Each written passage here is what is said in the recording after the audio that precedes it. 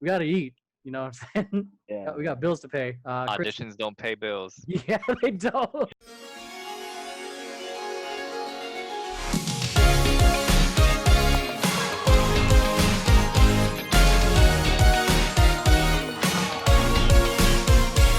What's going on, ladies and gentlemen? Welcome to the first episode of Throwing Tantrums with Temper Tantrum. So we are entertainment hip-hop dance company located in Los Angeles. And this is our first podcast. So hope you guys are having an amazing day considering all the insane craziness that's happening right now. We're actually a bigger group, but I decided to only invite these guys because I like them. Everyone else is piece of shits. Just kidding. They got better things to do than talk and hang out with me. So my name is Emroy. This is my fourth podcast that I'm starting this year. I'm an owner of a social media company, one of the founders of Temper Tantrum, B-Boy, Locker, and I've been dancing since I was 8, so I've been dancing for a long time. And yeah, that's a little bit about me. Let's give the floor to a couple of these other people so you can get to know them. And occasionally, just to give you guys an idea of the format, is that, you know, it's different members of Temper Tantrum will occasionally come in and out. Sometimes it'll be the same people coming in.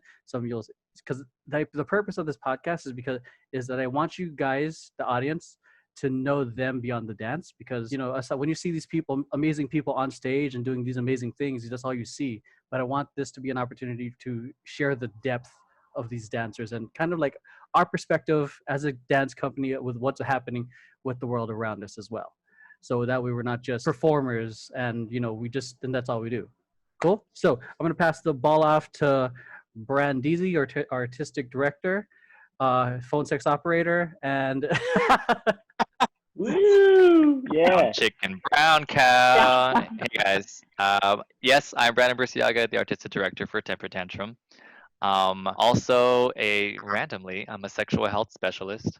So that's so I talk true. about sex every day for a living for the past 6 years. And I work for a nonprofit that works with LGBT people in Los Angeles. My styles mainly hip hop, whacking, jazz funk, a little locking, as Mr. Emora here is teaching me a little bit more. But yeah, I'm a little bit versatile for, as far as styles go. And I also work professionally as a choreographer and dancer in the industry, and I have a manager now that I'm trying to act and model and stuff. So that's going really well. Well, it was going well before COVID, but we'll touch on that soon. Well, yeah, we'll get into that. All right, I'm Mm. gonna appreciate you, Brandon. Next up is Amanda, whose birthday it was this month. Have you Gemini. Thanks for that shout out. I'm intimidating, apparently. Yo, I'm not gonna lie. The first time I don't know if you remember me, but the first time I saw you was at Urban Street Jam when I was battling with my student, and I was like, It was a while ago, yeah, right? but Yeah. that's when I first noticed you, because I was like, you're like because I remember the first few early people that signed up, and then you were one of them. And I was like, oh dang, she's like kind of scary. Wait, that was the one at the convention, right? At the convention Urban center. was doing it? Okay, cool. Yeah. All right. So yeah, if you'll introduce yourself to the crowd. I'm Amanda, Big Girl Amanda. Cool fancy name, I know. I'm originally from New Mexico. I have moved quite a bit around. I was in Studio City, North Hollywood, then I was in Long Beach, and now I'm in Orange County. I am in an all-female breaking crew called Via Queens back home in New Mexico. There's 12 of us in the crew. Not as active now. I'm the youngest one. I'm the baby. The rest of them all have like kids and like crazy careers. They're like teachers and nurses. But so they do the most that we can community-wise and like supporting and throwing fundraiser events and just keeping the big girl scene alive there. I'm also help with my little brother, B-Boy Nightmare. He has his own I wouldn't say nonprofit yet, but it's an organization called United in Hip Hop. And we throw jams, and it's basically built on mentorship. So the jams are like, there's a lot that goes on, but a quick view is like there'll be a mentor for the judges and then a kid judge.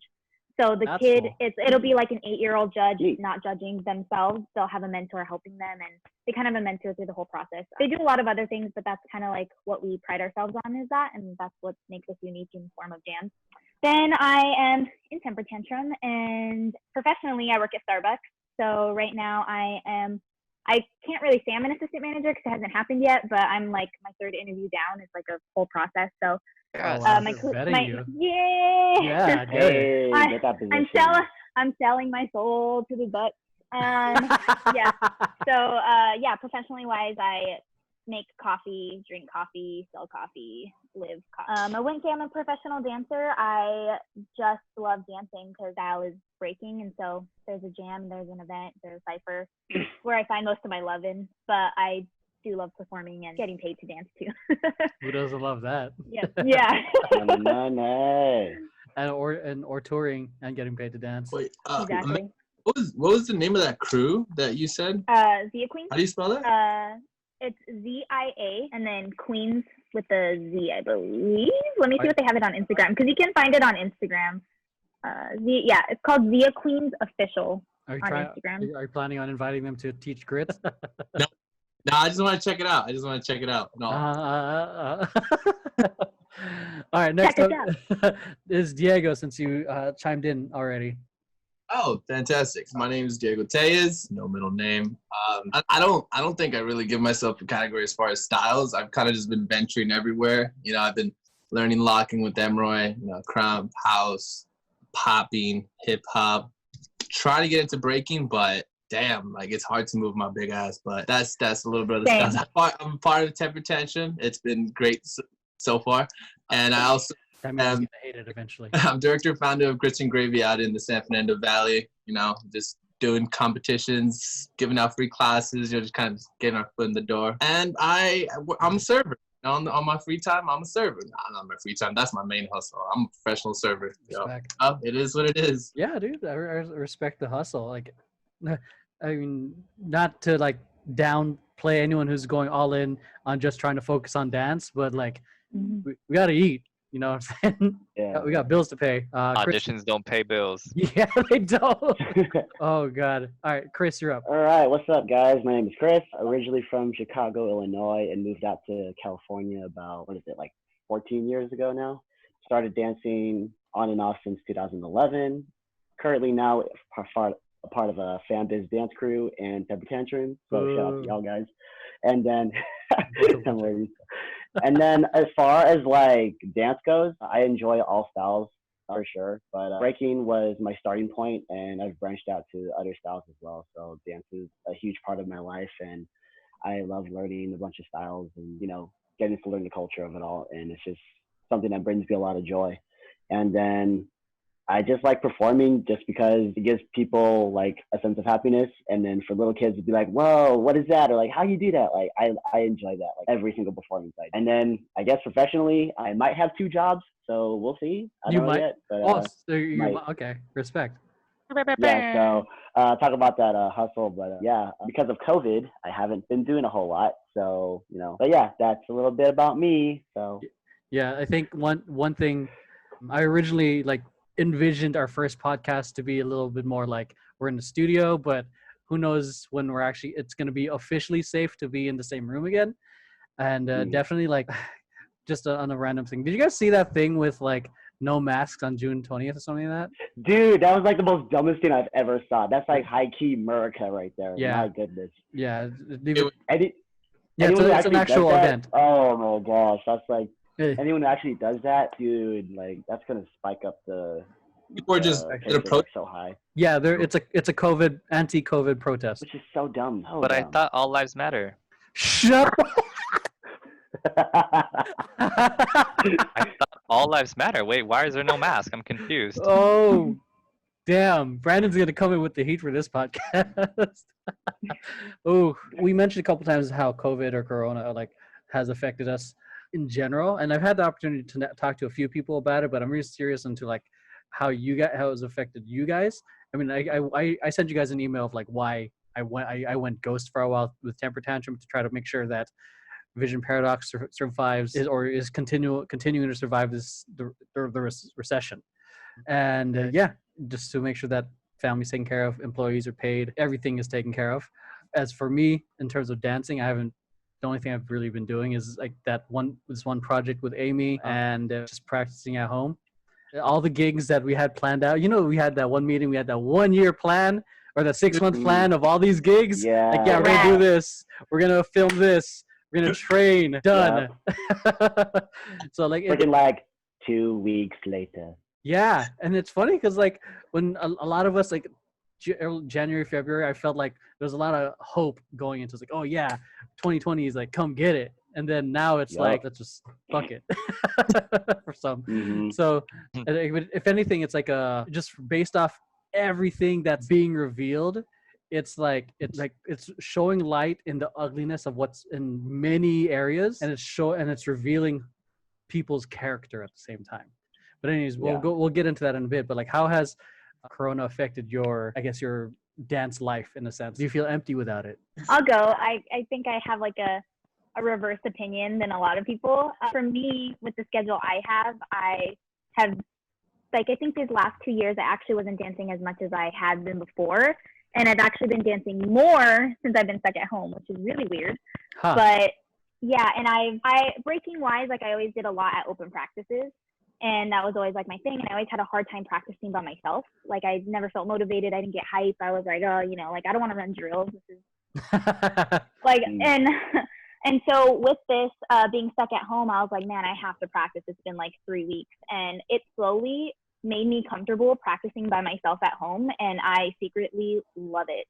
I'm a homebody. I don't like driving. I don't like going anywhere. So I'm living my life. I found like a yoga instructor that has been teaching stuff on Zoom, and it's been like the most beautiful community that I've formed with like people in Washington, and like literally every day we just hop on and like we do our little yoga thing. That's cool. And working out, and then dancing wise, and there's been so many classes that have popped up, and I've learned from like Why Not and stuff online, and I feel like I gained so much knowledge because I had time, and I wasn't driving anywhere, and I wasn't doing anything. Like, I really feel refreshed. I mean, of course I miss that aspect. Like, I'm a hugger, and I miss seeing people, and I miss that part.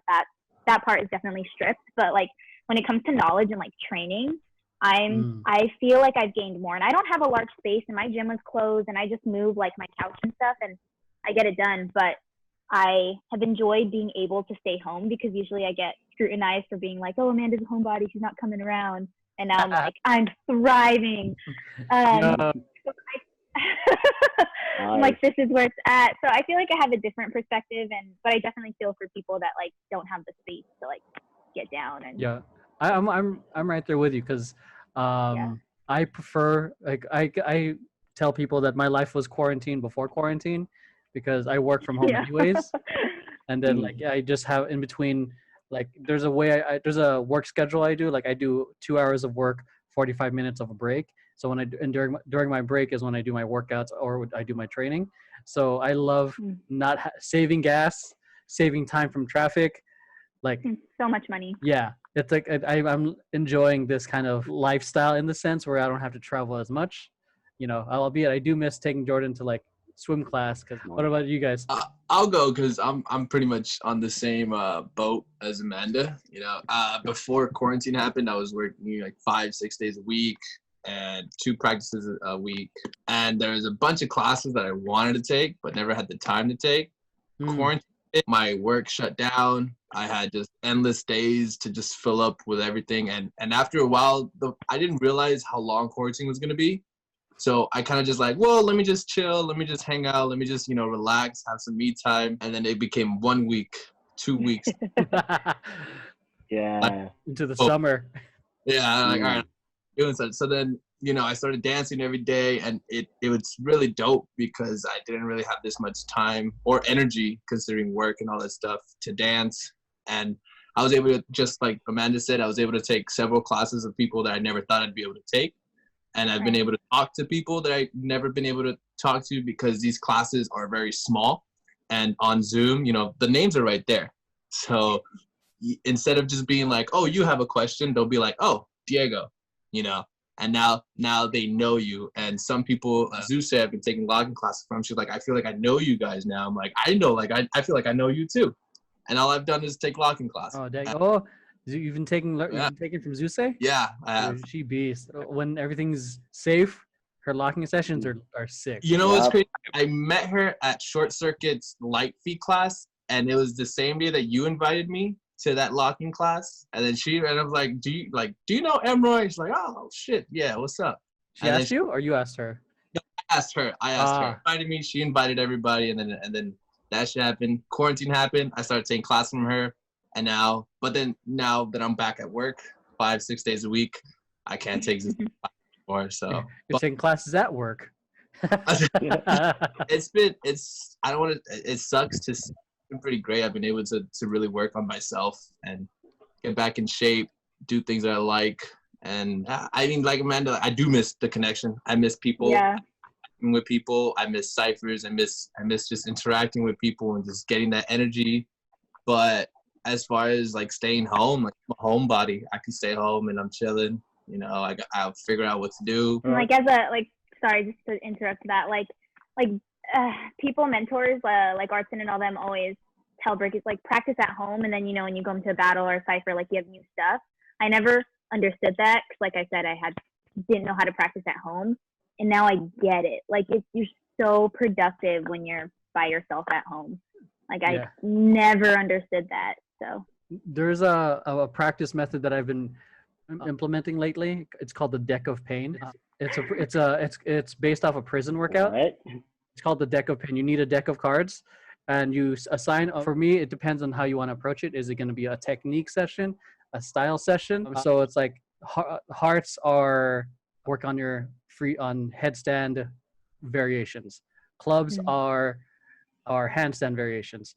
Spades are, and then every time you get a card, that's how many times you do it. Oh, what? Yeah, it's a prison workout. Or if you're gonna do a style training, which is what I did earlier. You can do hearts is house, spades is breaking, clubs is locking, diamonds is, and then whatever number comes up is the amount of 30-second rounds you do. Oh.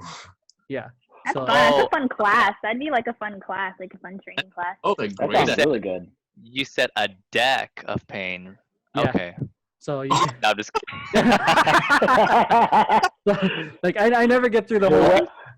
I never get through the whole deck. I do what I can within 30 minutes. Because then you said prison. I was like, oh, prison. Shut up, Brandon. Who else but Brandon? Are you Brandon? How's Rona been without the creative life and you're just working? Well, I'm an essential worker. I work in healthcare, so I never stopped working. You're just an essential human being. Blessed and grateful for that, but it's definitely like everybody's just like I'm hearing all your stories, and it's just everybody sounds the same. Like whenever I talk to my other friends, they're like, oh my gosh, I've been working on myself, and like I've been doing this, and I'm like, that's cool. I go to work and like hope I don't get Rona every day, like fuck me, right? It's like right, like okay, well fuck my life. But yeah, it's just something that at first it was kind of like creepy, because in the beginning it was like, oh, this is a very unsure thing. I mean, we all know nobody knew anything. It was like, there's a disease, you could get it from coughing, maybe. No, you can get it from sex sometimes, possibly. I don't know. And like everybody was unsure. And then I was like, I don't know how this is gonna work. Like, should we start? Like, how do we start limiting people? And then one by one, like, there was exposures happening in the clinic, and it was just like, hey, if you had contact with this person, then you're in quarantine. And then you would get the phone call from your manager saying, hey, you need to go in quarantine for 14 days. And it was kind of scary because it was like flies dropping. So like we started seeing people like, oh, where's so-and-so? Oh shit, so-and-so's gone. Did they have symptoms? They had symptoms? Shit, I talked to them yesterday. And then you were gone. And then like, so it was creepy. But once we got a hold of everything and kind of got an idea, and there was very few like positive results, it just kind of became regular, and now it's just regular. So it's when it comes normal. to dance, it's the new normal, yeah. But when it came to my dance stuff, it legit like killed me, because I was on set on a music video when the state shut down. Like the producer was just like, hey, did you guys hear? And I was like, oh, what? And they're like, the state is on lockdown. And I was like, what do you mean lockdown? And they're like, lock? Yeah, like, no, stupid. They're like, yeah, like nobody can go outside and da da da da. And I was like, wait, what? So I was on set, and that was the last gig I did before Corona. And it sucked because at that time, like I said, I just got a manager, so I was getting a lot of auditions. I was having awesome little gigs here and there for dancing stuff and acting stuff. And I have a dance company that I'm creating called Foreplay. And Oh yeah, I love this idea. my my business partner and I were like, okay, let's have auditions soon. We started picking out a few potential dancers, and I was like, all right, let's start a day where we can just do these auditions. And my business plans went kind of down the drain. High five. Right, like, yay, business. Where did it go? No one knows. So it's been interesting, and I live on the third story, so I can't dance without neighbors being like, shut the fuck up. So I can't. I'm not dancing in my room, and after a long day of work, I'm just like tired. I'm just like, I don't. I'm older, so you guys have amazing young and fun energy, and I'm just like, I'm tired. I just want dinner and sleep so I can start it all over again tomorrow. So it's been interesting adjusting everything. I've been more like creative thinking because now I'm like, okay, what can I do once things open? What is the next thing I can do to get like business going for me? And I've been making like business conversations about like my company, and even like for Temper Tantrum, I was even sending Emroy some stuff so we can promote us as a company, but without actually dancing like in person and whatnot. So it's just a really interesting, weird world. And I think honestly, we've gotten this far. It's gonna open up like sooner than we think, because I honestly didn't think we'd be out of our houses until like September. So I was the predicting fact to that next year. I mean that too, but the fact that we're there's things opening here and there, and like it's very restricted and it's different than what we saw or than what we thought of. It's something. So I think in no time we'll be together. Yeah. We might have to cut a few dancers, what I'm saying, so we can keep it in the social distance amount of group of people. I But know it makes me wonder how many people they're gonna allow into studio spaces. We have yeah, like at least for us, I think we have good 15, 16. Like, what if they limit it to well, like 5? guess we got to cut 3. Kidding. So yeah, Chris, you're up. All right, cool. So pre-COVID, yeah, I just had a bunch of like dance projects with like FanBiz and then Temper Tantrum as well. And then Carnival was happening. And then once it was on lockdown, that basically like, man, like I didn't understand like, oh man, everything's happening like so fast. Like the year, well, actually, I take that back. The year wasn't like, didn't start off as good. But like dance-wise, everything started pretty good up until like COVID stuff happened and the state got locked down. Everyone was like, stay inside and all this. And I want to say the first 3 weeks for me, I think everyone had like the same type of idea and like can understand the same feeling where Zoom classes, IG live classes, and literally everything online classes was like the only source of like dance at that time. 3 weeks in, it was pretty good, but like the week after, it slowly started to just feel a little lackluster. And retouching what Amanda said, the whole like social aspect was like not there anymore, aside from like the comment section, which even in itself, the comment section is just a bunch of rambles of like every single little thing. So like literally anyone can type anything on there, and it's like, okay, I just want to learn a dance piece. I don't want to see like random emojis of things. But no, like the social aspect definitely what hit me hard, because I met a lot of amazing people through dance from both where I live in Lancaster and then in LA and everywhere, literally everywhere I go to dance. So the social aspect of not being able to like hug someone or like high five or even like face to face like conversations, like it just like took a toll on me at that point. So I just started to look at those online classes like a negative in a way for a minute, just because it's like, oh, I'm in my room. It's literally the same thing over and over again. So what's kind of the point at this point, right? Yeah. Bored in the house, and I'm in the house bored. Exactly. But no, I took a different direction instead of like, focusing on dancing, like online classes, because mentally it was at the moment like giving me like a strain and like, just putting me in like a weird mindset. I switched it to just like, I guess the term is homebody. So I'm a homebody person for like the past, I don't know, since quarantine started. I've been working out at home more often. So I enjoy that thoroughly. And I picked up reading books again just because, I didn't know what else better to do, right? So I picked up on books and then just keeping up with like especially BML and stuff like now currently, just keeping up on that topic. But we'll go into that later on. But yeah, I'm just doing whatever I can to keep myself motivated and just stay busy. So. Yeah, that's dope. Yeah, like I mean, now is a good time to just go into it because a lot has happened since like I feel like this is a classic case of like one of my favorite quotes, like when man plans, God laughs. Like Yeah. we had all these plans, but then like everything just bounced out. What happened to Chris? I don't know. Chris said bye. Did your phone die, Chris? No, it didn't die. Hold on. I'm so sorry, guys. Hold on. Oh my god, I can't Yeah, believe. what happened? Okay. He got his Okay, time sorry. and then he said bye. I know. Okay, sorry. My mom just tried to call me, so Oh, sorry. hang up And on I've her. been and I've been getting random texts from people, so it's like I don't want to interrupt. But Put do yeah, not disturb, so. and then text your mom to f off. And but Wow. Tell me Mom, why I I'm in was a Zoom meeting. Tell me why I was about to grab my phone and actually do it, but I was like, wait, no, But no. Put it anyways, down. so like, anyways, going back into the whole like, like the life universe has kind of like took everyone's plans and fucking threw it down the toilet. But it did give room for things that needed to be addressed worldwide. So Yeah, and BLM I- being the big part, and I agree. This is what I say. I say because everybody was like 2020 vision, you guys, 2020 vision. Yeah, 2020 vision. Yeah, And it's like yeah. I think we had an idea of what 2020 vision was, and we are getting 2020 vision, but not the way we expected it to it's be. a different type of clarity. Like we're getting a like different type of 2020, a different type of like, oh wow, like I see clearly now.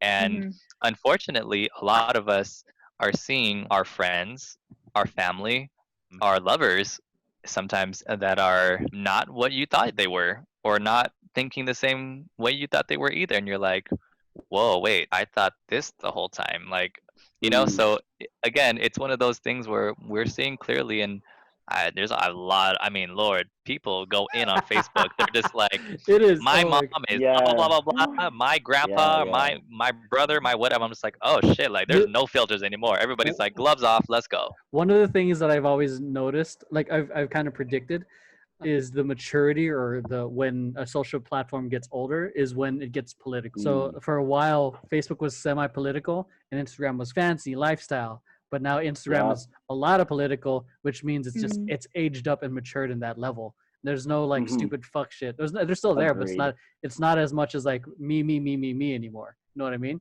It's not TikTok. It's not TikTok. I'm iffy on it because it's like obviously there's a whole. I don't know if you guys heard. There's a whole China using your data with however they want, tracking you like with your keystrokes and everything. So it's like the way they track you is a lot more invasive than the other social platforms. I'm just old in general. I never understood TikTok, so. I mean, I'm glad you acknowledged that because Also, no, people because post on TikTok, they post their stuff on Instagram too. So it was like, I'm Yeah, doing both anyways. because the way I view it is like when we see like when we don't understand a social platform and it's different ways, that just means we're aged, we're like set in a certain way. Like our generation, for the most part, was used to Facebook Right. and getting into Instagram, but TikTok is definitely for like the younger kids when they would do stupid shit. This is like for us, doing stupid shit was a status update or being a very racist tweet that will bite you in the ass 10 years later. Yeah, I mean everything that's happening. I'm bouncing off what Brandon said. You're seeing. I feel like a different layer of people. Another saying that I like is, you don't know a person until you've seen their worst. So you're seeing people like in a different light because it's super easy to be like, oh, like I'm empowering. I do this, and this, but you don't know who they are. Like when they show up to have their beliefs challenged, so to speak. I mean, how do you guys, your perspectives on everything that's happening? I just feel like touching base off like what everyone said so far.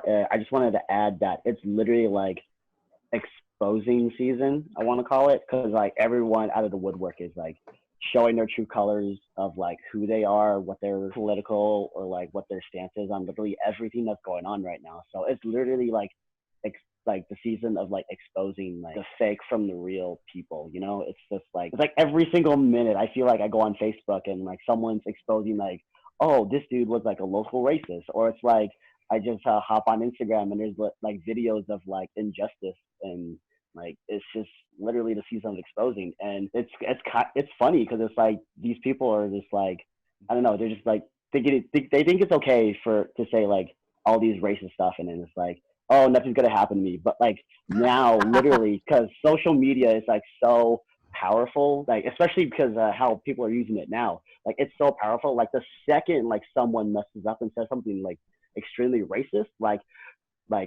Twitter gets on them, like Instagram videos are on them, and like Facebook like lives are on them. Like every single second, there's like someone being exposed, and I love it. I love it when like a racist gets taken down. It's just like the most beautiful thing in the world. It is, and I agree. it's frustrating too because history shows clearly which side wins. Yeah, yeah. Yeah, there's definitely a lot happening, especially what's.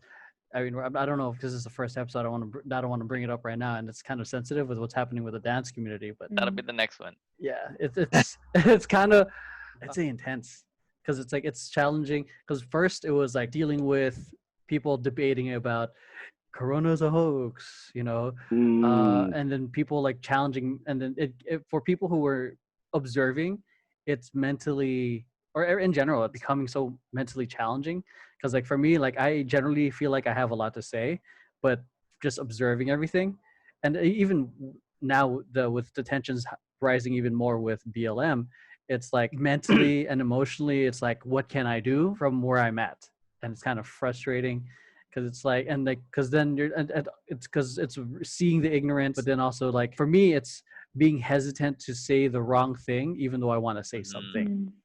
Right. Yeah. With that, like what you just said, there's so much coming out, and I feel like you guys said with social media, there was a moment where there was a whole like, oh, your silence is choosing a side, especially when it comes to social media. But everything is so multifaceted and like intertwined with each other. And one of my best friends actually went on live and like brought up a really good point where she called out one of her friends because she noticed her friend wasn't like posting anything, but her friend came back and was like, hey, like I'm an illegal immigrant. Like I feel scared to post something online, and she's like, and my family and my friends are coming at me and saying like, oh, I'm choosing a side because she's Mexican. And Wow. like I support Black lives, but I'm afraid I can't, and so there's just like so much understanding, and it's so easy to go on social media where it's like you guys are saying it's good, we're like exposing, but it's like it's also we're judging and we're like jumping and like we see something and we believe it. Yep. Like even with bringing this into like Starbucks, like I got so much people coming at me being like, let's block Starbucks, like let's void them. I'm like, are you joking? Like they've been nothing but supportive. Like one of the biggest corporations have been nothing but supportive, and they just clicked on clickbait, didn't do their research. Too many headline readers. And didn't do their research, and now they're boycotting a massive company that's actually supporting and like bringing up the movement. Yeah. And like, and just attacking those certain people that are like, oh, silences. And of course, you can always tell when someone is definitely silencing when they're still posting their little cute dance videos. Like you can silence and like stop promoting your events and stuff, but coming at somebody just for not posting, like definitely trying to look at someone's situation and like where they're coming from in all aspects all the time before like jumping and just like open to having that conversation versus just cutting somebody off from your life because you're assuming, or dropping a business because you're assuming, but like really taking the time to do research. I mean, some people have limited time right now because of the virus, so it's really time to like get super educated in all aspects, in everything, even when it comes to like a friend. Yeah, like, just to elaborate on the word research, I feel like it's also empathy comes into mind because like we're 100%. because a lot of us see what we're saying, what people are saying, but immediately are focused on the judging and the saying instead of like trying to see where they're coming from about it. And then I think that's what's creating a lot more of the division. It's like because you're judging them based off their actions, but we're not trying to see where they're coming from about it. It's really hard because for each thing that's happening, and I call this a pandemic, the racism is a pandemic in the United States. When COVID first hit, I changed mainly a lot of my Facebook to a resource page. So it went from like, I post my pictures from my modeling stuff, whatever, but I was just like, here's a food pantry. Here's how you can get money for this. Here's housing for the homeless during COVID. Here's like anything, any way possible. There was like a whole resource page somebody created an Excel sheet for, and they were updating it daily with new resources. And I was just like, here's all the facts. Here's what you can do to help yourself. And then same thing, when Black Lives Matter happened and all this is happening with George Floyd, now I'm like, okay, let's change gears now. Now, instead of having it as resources for like housing and things like that, it was like, here's fact. Like, you can say, well, George Floyd is da da da da da da. Okay, if you think this is all because of George Floyd, then you're not listening. Yeah. Like, you're missing the point. You know what I'm saying? Like, Mhm. if you think this is the only reason, then you very much so are missing the entire point. And let me show you. Here is a resource for this. Here's a resource for that. Like right now, my biggest thing, everybody goes, "Oh my God, look how stupid these Democrats look with the African stoles. Like, it's such a costume. Look at the fake." I'm like, did you actually know that the Black Caucus gifted those to them, and that's why they wore them on that day? The Black Caucus themselves said, "This is our, in solidarity, stand with us," and they gave it to them. Mm. And everybody's just like, People were too quick to well, judge. and I'm like, exactly. But I'm like, but again, now I'm changing it. Now I'm changing gears, and I'm like, resources, get the facts. Like, look a little bit deeper into this. Like, did they really make that stupid of a move? I doubt it. And then I looked into it, and I'm like, what the hell? Like, it was a gift. If somebody gave me a gift and said, hey, stand with me in solidarity, I just go, oh, you know what? But It's just is not Yeah. my color. Right. Like, but I almost feel like the word research it can be a two-edged sword, because you're right, do your research, but then what about these people who are saying it was a pandemic and they did their own research? Yeah. See what I mean? well, that's the Crazy thing after too. But again, that's a way to do research and have a discussion. Like if you say, I think this is a pandemic, and here's why. Okay, show me why. That's cool. I want to know too. Shit, maybe I'm lost. You tell me. But like, just having this whole like type of thing, it's just kind of like, because Yeah. everybody's saying like, oh, especially with I can't stand Candace Owens. So like Candace Owens, they're like, she's making really good points and she's really smart and da da da da. And I'm like, do you know the other thing she said this about George Floyd? Sure, but are you aware of the other things that she said? Are you aware that she's calling black babies animals? Are you aware that she's like so many things in the past? Like, come on, come on, come on, come on. Like, let's get real 2020 on you, and like, let's get the real shit out. And it's just been, I think it's our duty, and I would have to give my hat off and props to the younger generation, because there are so many young advocates who are just like out there, who are like hella protesting, who are like, just going every day as much as possible and doing whatever. So I give props to them. But I also use my page too, and I put a little post on. There's a whole list, and I think it's been going around too. People are copying pasting it from other people on ways to show your support. It doesn't have to always be protests. We don't always, we can't be protesting all the time. When it comes to the pandemic, there's still a pandemic happening. So if you have elderly people that you live with or care for or work with or anything like that, like I work with HIV positive patients. I have patients who have multiple disorders, multiple morbidities. I can't just go protesting every day, but I donate to like organizations that help out with things. I educate people. I educate people on my family and my friends. I put resources out. So there's other ways that you can support, that it's not just like, grassroots, like you have to be out there in the front lines, or you got to get tear gas in your eyes, or you're not for the cause, The movement. Right. Yeah. And this is interesting because like remember, Brandon, when we did that one talk or with Powered California, when we were getting ready for that video, and the one thing that they shared a lot, just to give context with other people, we were getting ready for this one video shoot. We met with a nonprofit organization called Powered California. They gave us a quick history lesson of like why voting was important, and all the protests that happened. And they said the common factor of all protests was that they were all the young people that always showed up. They're the ones that wanted to change. So when I see like Generation Z or Zoomers is getting out there, getting shot with like rubber bullets and fucking still showing up, I'm like, damn, next generation's fucking badass. They make some cringy TikTok videos, but they're still badass as fuck. Like respect to them, dude. Everyone got flaws. Everyone's got flaws. I mean, everyone has flaws. We destroyed the diamond industry, and we get shit for liking avocado toast. That's true.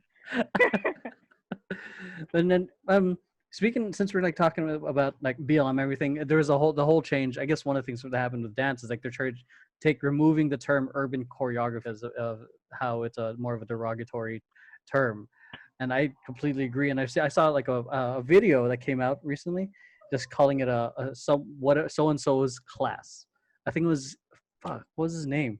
Wasn't it Oh, Ian? Ian Eastwood? Eastwood. Yes. Yeah, That it was was- Ian Eastwood. His yeah. video was like on point. Like it's Yeah. that way it's not like because it you know what I mean? Like it's not just like because even with urban choreography, it felt like so. But it's like, what does urban Yeah. even mean? Yeah. Like, you can't even put a definition to that. Like, I always would ask people, like, what was the definition before? Like, what does that even mean? Yeah, like, I don't want to go learn Mm. urban. Like, if I was, I don't know, say some white kid trying to go learn hip hop, like, if I was gonna learn hip hop, I'd be like, I want to learn hip hop. What's urban? Like, when I'm trying to when learn I was urban. when I was in Culture Shock, when they used to have 4 crews in Culture Shock. They used to have a breaking crew, a locking crew, a popping crew, and they also had the commercial choreography crew. That's what it was called back. So because it was choreography that you would see on the commercials. That's what you're doing, So Yeah.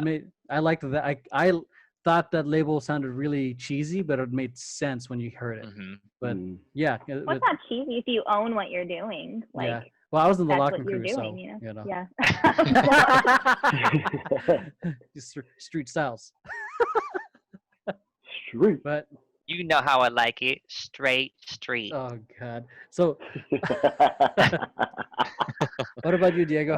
Have you been participating in any of the protests? Because if you haven't, you're not, legit. I'm just kidding. No, I mean, I tried going out as much as possible, but before all these Instagram pages came out that like advertised when and where these things were gonna happen, it was kind of like an old school, real low key club where they would just post the day of, and you had to know about it. So majority of the time, people would send me oh, are you gonna go to this? I'm like, it's 2:00. This thing's already over, or I just couldn't make it because of work. But luckily, I was able to go to Listen LA last Saturday. Oh yeah, sick. How's that? Oh no, it was amazing. It was dope. There was a lot of cool people there that were talking. And I'm not a very big word person. When people hear slow songs, they'll be like, "Oh my god, the song, oh the lyrics," and I'm like, I don't hear it. I'm not Emotions. What is this shit? emotion. What? I'm not real big on that. But what the people were saying, what everybody was saying, it was just like it just hit. It was amazing, and we were just dancing, and we were saying what we wanted to say with our moves, and it was a hell of a vibe. It was amazing. I don't know. Sometimes I don't even want to call it a protest because it didn't really. Yeah, we were fighting for something and we were trying to get a message out, but it just didn't really feel. Because when you think protest, you think marching around, you think signs, you think, no justice, no peace, police trying ceremony. to stop. It was just people just saying what they had to say, getting words out, doing what they had to do, and it was great. A good amount of people showed up. Big shout out to the people that created it: Crystal, Jay, Jared, Liz. If you guys haven't, little plug, Listen LA, go check it out. Also, I have to say, like, again, going back to the new gen, what does protest mean? Like, it doesn't necessarily have to be like you have to have a sign in your hand and you have to, like, there's other ways to protest things and to do it in a way that's effective.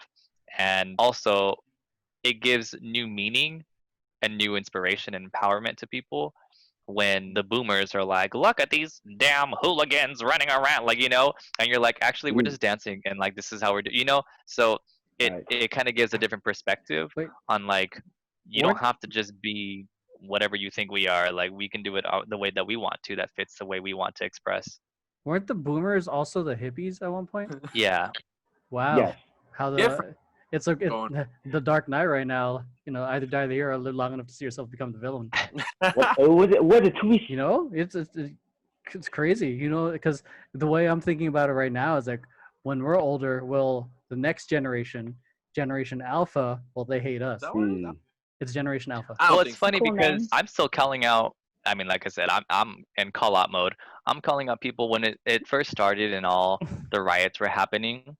I was just like, and especially LGBT people, when they're like, these cis homosexual gay men that are like, look at how stupid they look causing a riot. Da, da, da. I'm like, yo, you legit would have no rights if it wasn't for a black trans woman writing Mm. for you. Mm. If it wasn't for Mm. Harvey milk shit, somebody threw a brick and it started everything to give you the rights.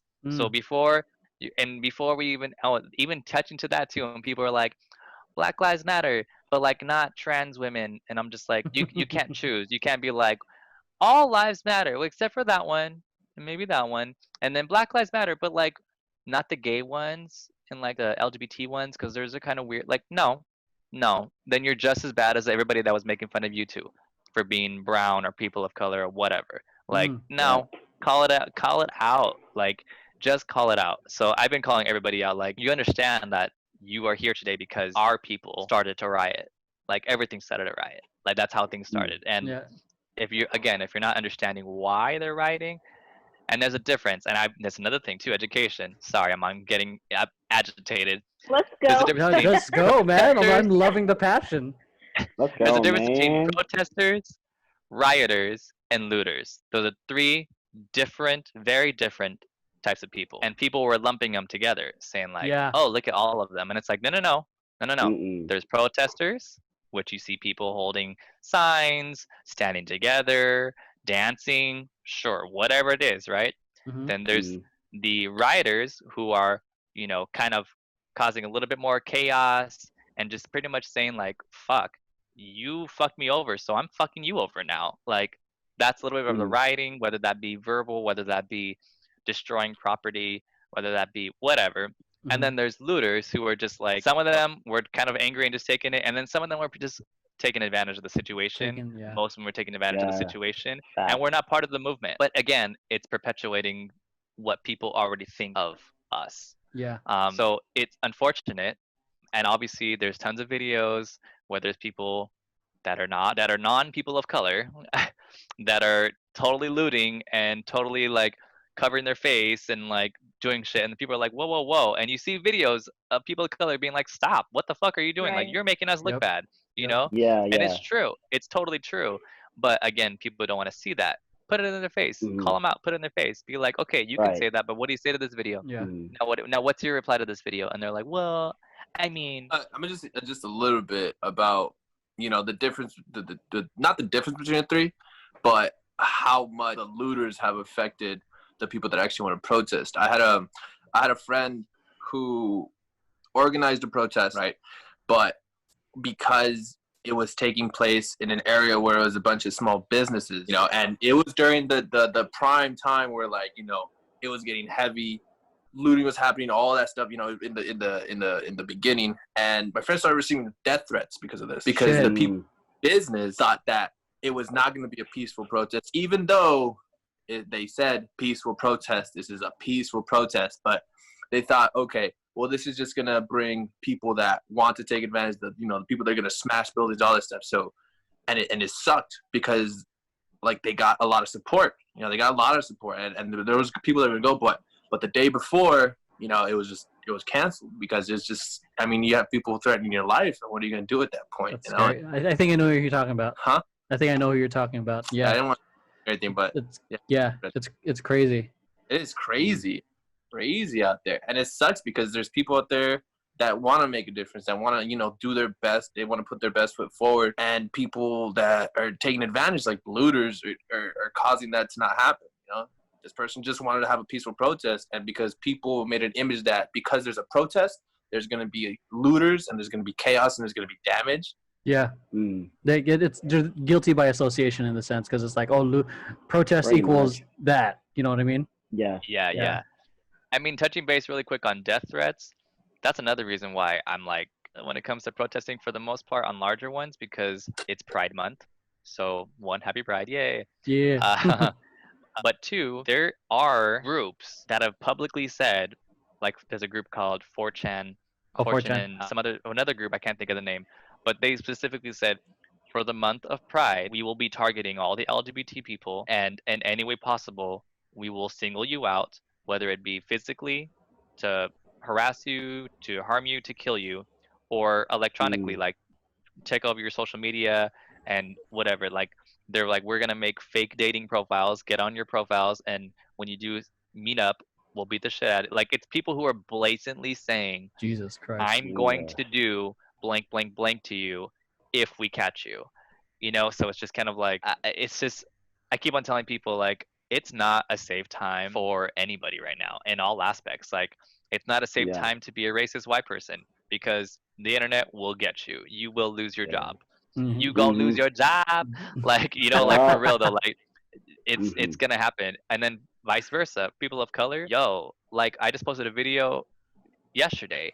This guy was dancing in the street across from his house, dancing in the yeah. street, Oh yeah, and I heard about that. arrested, harassed, and everything in front of his house. I was like, yo, this is not, like, it's not safe for anybody. LGBT, Mm-mm. people of color, Yeah. like, what, anybody. It's just, it's a very dangerous part in our lives right now. In in in all history, aspects. we're literally experiencing 1918, the Great Depression and Civil Rights Movement at the same Seriously. time. Totally, Right. right? Like, That's a good Yeah, point. yeah. Yeah. Well, what blows my mind is that because you see it happen. People are racist. Their media gets blown up. They find their name. They find where they work, and then their job's like, all right, we're done with them. They're unemployed, and people keep doing it though. You know, they see that people get outed out as racist. They see videos. The video gets sent to their job. They don't work there. Now they're classified as a racist. Everyone knows them. Everyone knows their name, but they're still coming out on the daily of No people. one, because there's nothing. no one learns it till it's them. You know, Yeah. it's the same thing. Like, they don't think Corona exists Right. until it affects them. Yep. Or, Right, that part. Yep. That Yep. part. Yeah, exactly. Like, some people think they're invincible, and they might have like lost their job, but they're not being held accountable on it on a daily basis. Yes. There's Mm. like I don't know, for like, some people don't quit smoking until they find out they're gonna die, and then they have that looming Yes. thought of, I'm gonna die if I don't quit every single day. Because someone who's Right. called out as a racist, they're not thinking, I'm gonna die. It's like, oh, I just lost my job, I'll get another one. You know, Mhm. because so they can. I forgot where the study was I read, but I might be wrong for those of you guys listening. But most adults after the age of 25, you know, don't change unless they go through a traumatic event, Mhm. because by that time they're Mm. kind of like set in their ways, their brains fully, you know, formed. And it's kind of true, which is why some people continue doing bad habits that don't serve them, even though they're called out for it. I think, and I'm not trying to jump on boat with everybody and jump on the anti train, but when you have people of power, of large power, of people who might, I don't know, run a country, that are backing up everything you're saying, it's kind of like that bratty kid. You know, that kid that throws fits and tantrums, and they're like, somebody should discipline that kid. And the mom's like, no, in my house, we don't discipline our children. That's, you know, Yeah. and then the kid's just Mm. like, yeah, I just fucking did it. You know, that's what's happening. Yeah. It's like, you're like, somebody get these kids because they're out of control. Like, these little fucking idiots are out of control. And the parents are just like, we let our kid be artistic in any way they want to be. But You know, you're just like, Yeah. what the yeah, hell? it always Yeah. starts from the top, like, and then it trickles down to everything else. I just wanted to bring up a point of, like, since I've been doing yoga, and she, like, when all this exploded, she kind of took away her classes, and we're really focusing on educating and supporting in as much as we could.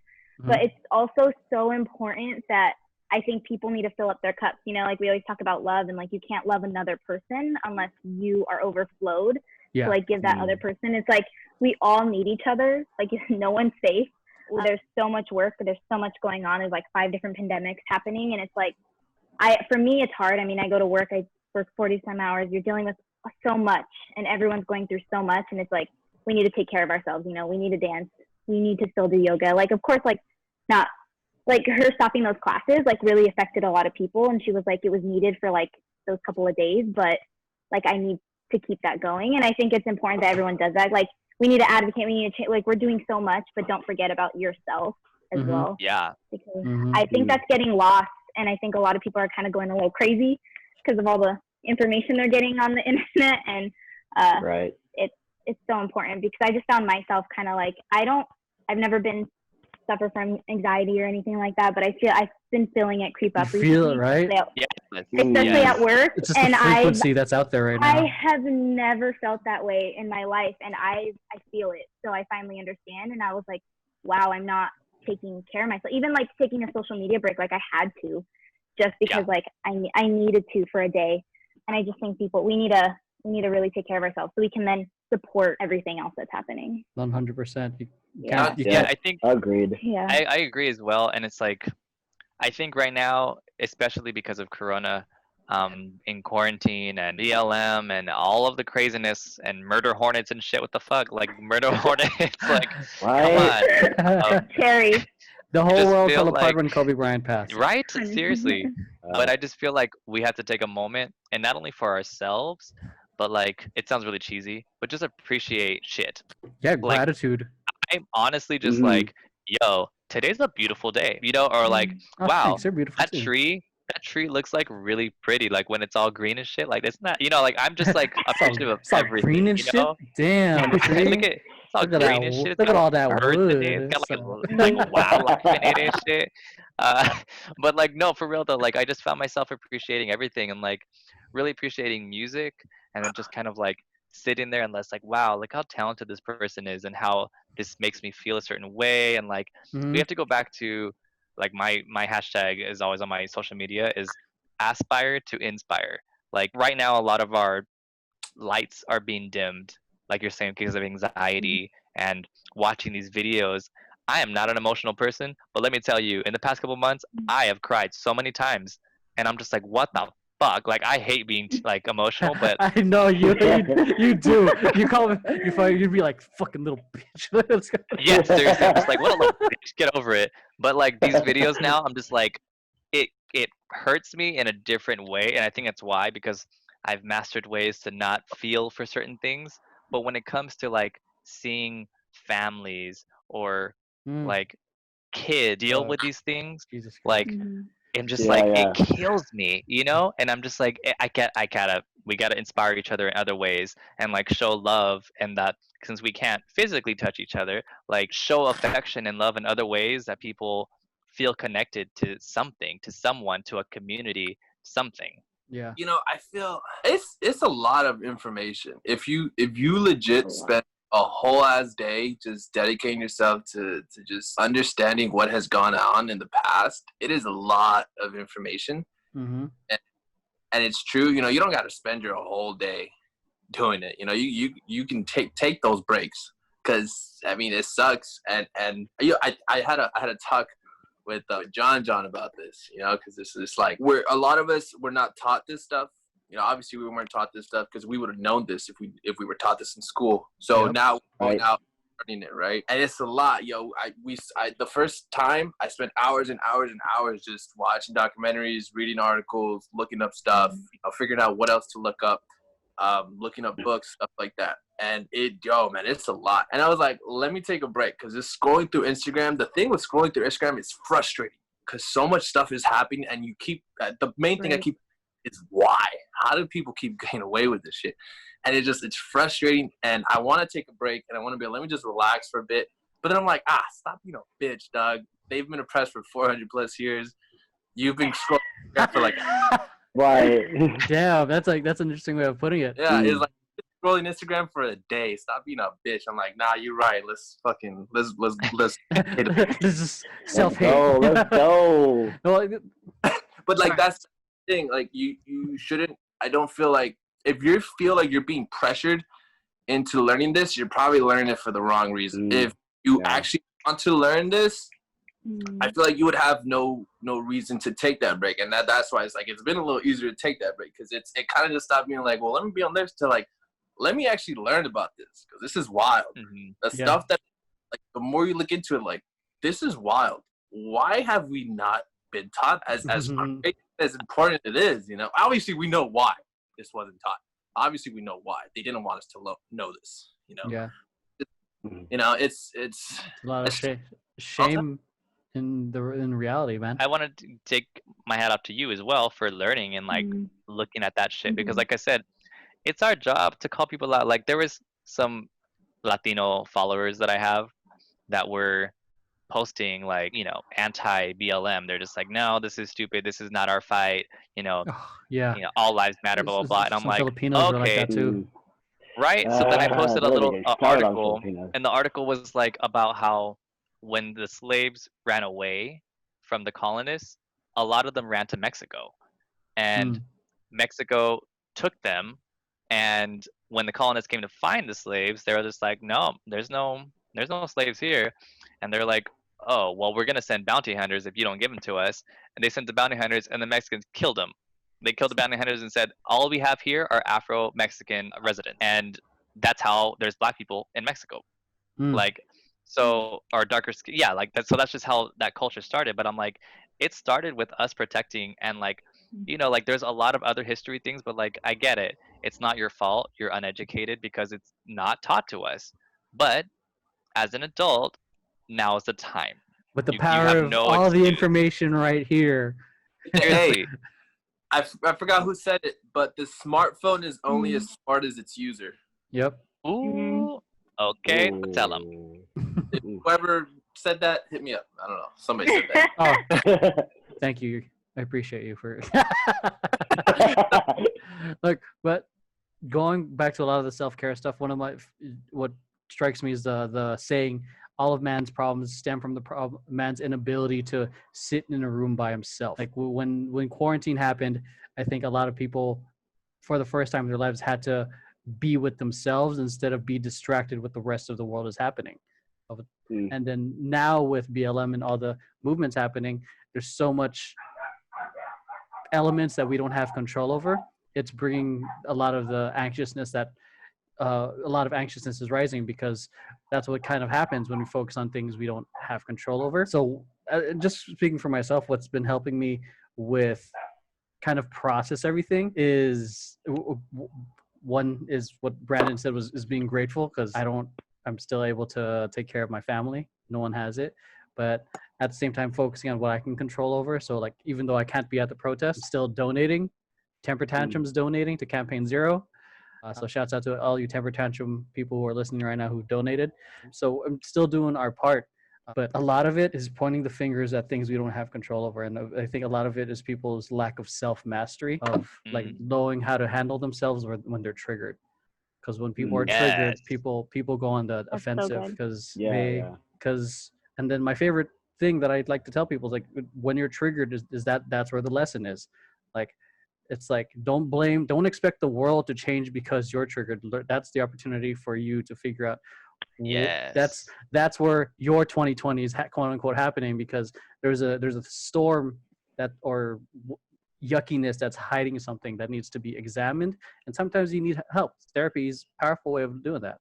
So, and then the more we learn our triggers and we kind of understand these perspectives that get us triggered, I think we can better navigate through these tougher times. Because like I've gotten, I'm a fucking troll on Facebook, so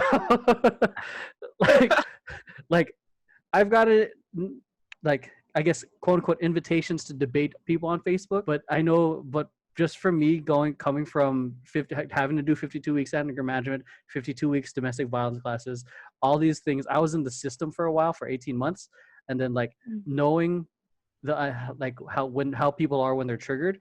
When people are triggered, they're in a high state of mind, and when they're in an intense state of mind, they're not going to listen. Which is why I find like Facebook arguments or arguing in person like pointless, because no one is no longer in a state of mind to listen and understand. More rather, they're in the state of mind to be right, and that always, and no one ever wants to be wrong. I was like, oh no, they did this. Yeah, like, they're both right. But instead of pointing the fingers, like, that's where empathy is. Like that's where empathy comes into play. Like, I acknowledge that this happened. I know that I did this, and then, but here's what I'm going to do to be better. People are too focused on this and being defensive, and instead of acknowledging, empathizing, and then changing. But Hillary's emails. Side note, Emroy, you were in the system. Are you adopted? No, not in that system. Like, I went to jail. Okay. I was like, we're about to bond because I'm adopted, and I was like, oh, we're about to bond right now. Oh, damn, respect. I don't know. No, I wasn't adopted. I was in the. I was like, Emroy. I was in the court system. Become my best friend. I mean, adopting can be a whole nother topic for the next podcast. Yeah, that'd be great. That's just gonna be the clickbait title. She's adopted, and we just talk about BLM the whole time. No, I was in this because I went to jail, but in order to show to the courts that I wasn't a danger to the family, I had to do. For me, the stakes were, if I don't do this program, they see me as a danger to Jordan, and I will never be able to see my son. Yeah. So like, again, that was me. For me, that was my, I guess, traumatic experience. where change was like looming on me every single day. If I don't do this, if I don't get better, this happens. So, and then I think it's made me like, as I'm aware that I'm a dick and an asshole and I can be obnoxious. What? Yeah, totally. But I feel No like way.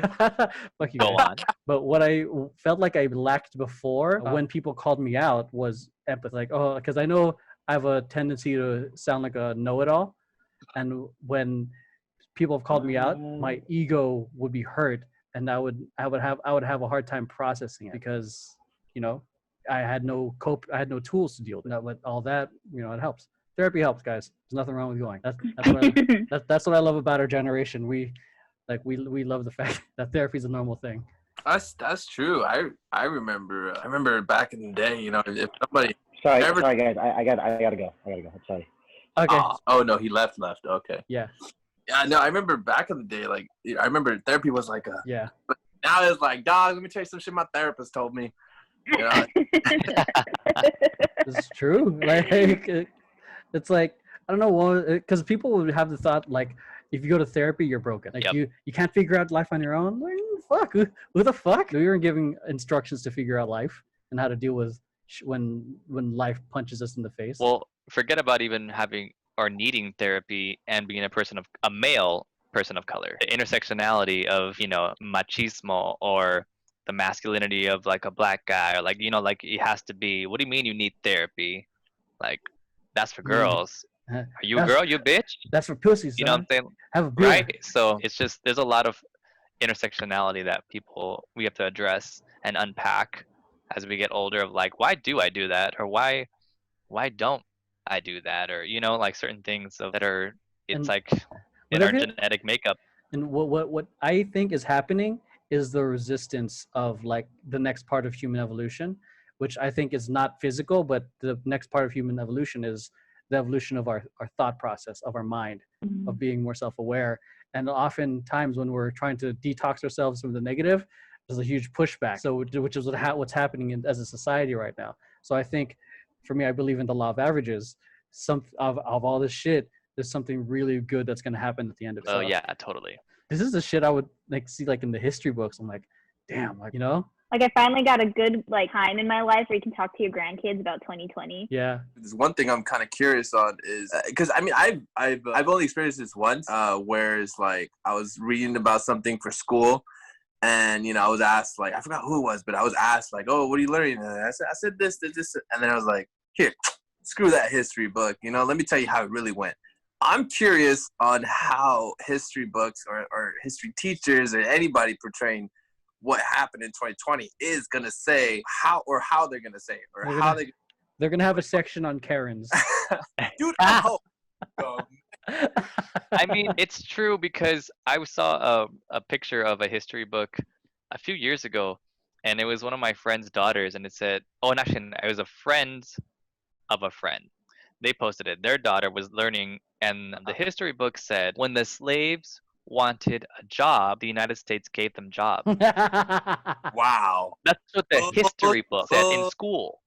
So I was like, that's crazy. Like, the history book said that they wanted jobs, and America said, yeah, we got them for you right over here, and we just gave them jobs, and that's how it works. Yeah. And I was like, so imagine, like you said right now, imagine a Karen, writes a fucking history book. She's gonna be like, there was a time that the Democrats made up a thing, and people were not dying. They were just fake corpses in the poll, and like it's gonna be the stupid thing that people are gonna twist.